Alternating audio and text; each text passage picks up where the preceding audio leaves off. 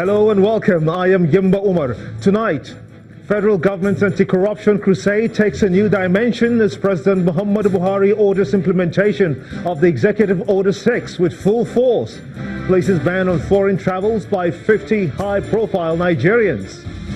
Opposition People's Democratic Party, the PDP, rejects federal government's travel ban on 50 prominent Nigerians, says move by the Buhari administration is an indication of full-blown fascism. President Buhari asked Nigerians to shun individuals who whip up religious and ethnic sentiments to divide the citizens, urged leaders to learn from the mistakes of the past. And US President Donald Trump vows severe punishments on Saudi Arabia if found to be responsible for the death of journalist Jamal Khashoggi.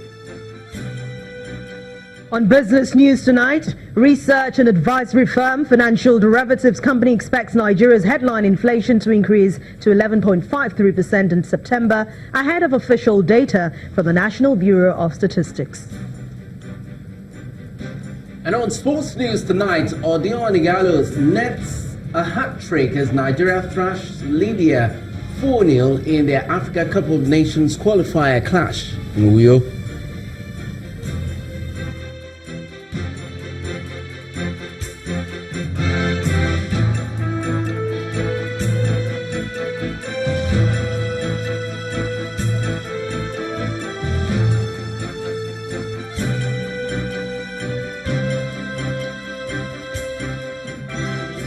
With the decision of the federal government to place a travel restriction on no fewer than 50 high-profile Nigerians who are on the watch list of the Immigration Service and other security agencies, pending the determination of their cases.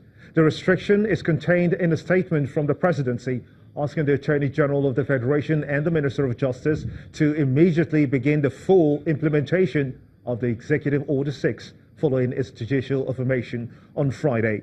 The statement adds that the financial transactions of these persons of interest are being monitored by the relevant agencies to ensure that the assets are not tampered with and such persons do not interfere with ongoing investigations and litigation processes. The statement says, quote, "It is instructive to note that EO6 was specifically directed to relevant law enforcement agencies to ensure that all assets within a minimum value of 50 million naira or equivalent subject to investigation or litigation are protected from dissipation by employing all available lawful means pending the final determination of any corruption-related matter." End of quote. But the statement did not state the names of the high-profile persons. It, however, promises the federal government's resolve to uphold the rule of law and the protection of the rights of its citizens. Meanwhile, the People's Democratic Party, the PDP, has rejected and described the federal government's travel ban on 50 unnamed high-profile Nigerians as illegal, an attempt by the Buhari administration to foist a full-blown fascism on Nigeria.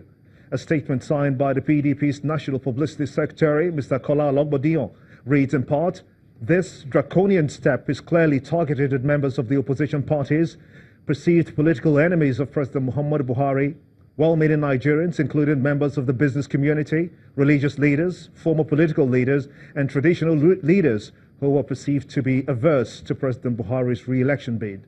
End of quote. The party also notes that the presidency has gone into panic mode since the emergence of Alhaji Atiku Abubakar as the PDP presidential candidate and maintains that any attempt to clamp down on the opposition will be totally unacceptable. The PDP further states that no amount of intimidation and harassment will deter Nigerians from ousting the APC administration. Now, with this latest action by the president, it appears that the fight against corruption may be taking its full swing after all. President Muhammadu Buhari had won the hearts of many Nigerians with his anti-corruption crusade during his electioneering campaign, but it appears little can be said of the successes of the fight, as some analysts accuse the government of selective prosecution. Our next report beams the spotlight on the president's anti-corruption fight in the wake of the travel ban on 50 high-profile Nigerians.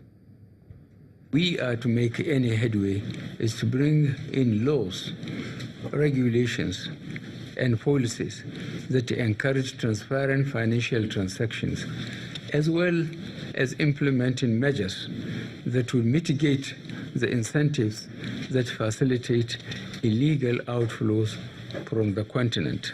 That was President Muhammadu Buhari at a recent high-level roundtable on corruption, migration, and bridging Africa's infrastructure gap in New York, the United States of America, where he sought the support of the world leaders to tackle corruption in the country. Illicit financial outflows. The African Union also met recently in Abuja, the nation's capital, and raised the alarm that a whopping $50 billion is lost annually to illicit financial flows out of the African continent, with negative impact on Africa's development and governance. We have in place Economic and Financial Crimes Commission. We equally have ICPC, Independent Corrupt Practices Commission. We have Code of Conduct Bureau. We have Code of Conduct Tribunal. We have Central Authority Unit, and we equally have Financial Intelligence Unit.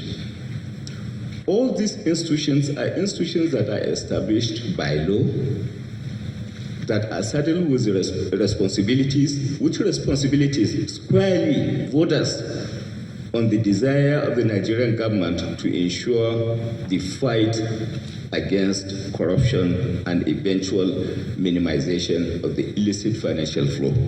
Transparency International Corruption Perception Index 2017 scores puts Nigeria as 148th most corrupt of 180 countries surveyed across the globe. Although the government has disputed the accuracy of the report, the enormity and impact of corruption on the nation's development has not been lost on the government, prompting more severe action by the Buhari administration. Just this week, the federal government secured judicial affirmation of the constitutionality and legality of the Executive Order 6.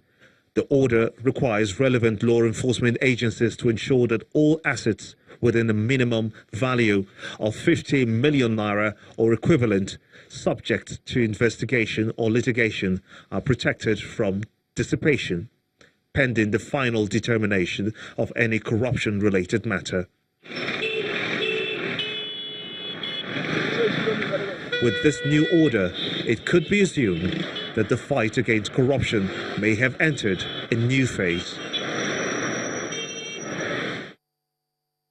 Let's take a further look at this developing story, and join in live from Rome is a legal practitioner and former second vice president of the Nigeria Bar Association, Mr. Monday Obani. I want to thank you so much indeed for joining us on the News at 10. What is your reaction to this latest development in the fight against corruption, of course, and the Executive Order 6 by Mr. President Muhammadu Buhari, which appears to have boosted to a large extent the court judgment back in it?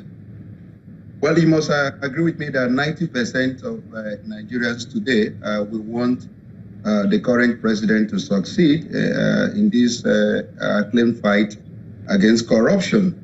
And whatever that can be done within the means of the law to accomplish that will be actually applauded by Nigerians. And recently, the Federal High Court validated the executive order of the president with regards to issue of dissipation of properties of those who are under investigation. But it must be emphasized that the court did not give any blanket order to the executive to exercise acts that are considered judicial, even in this fight against corruption. And I am at loss at this issue of travel ban that is placed on some certain citizens.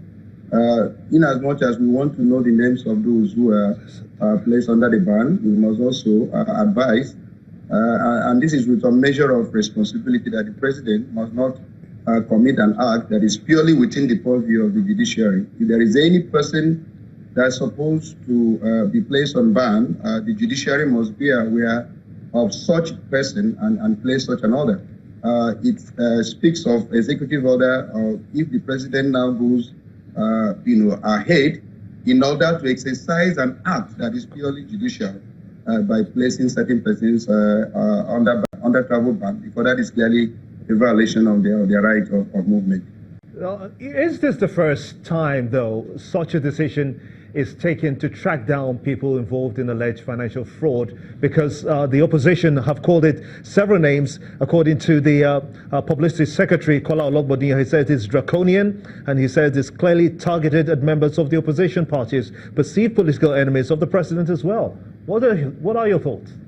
Yeah, honestly, on the civilian democracy, I'm not aware of any such order by the executive without the input of the judiciary. That can only happen under military dictatorship, where the constitution has actually been abolished. But under democracy, you must exercise acts that are purely within the law. Now, if the executive has any power to exercise, it's purely executive order that he has to carry out.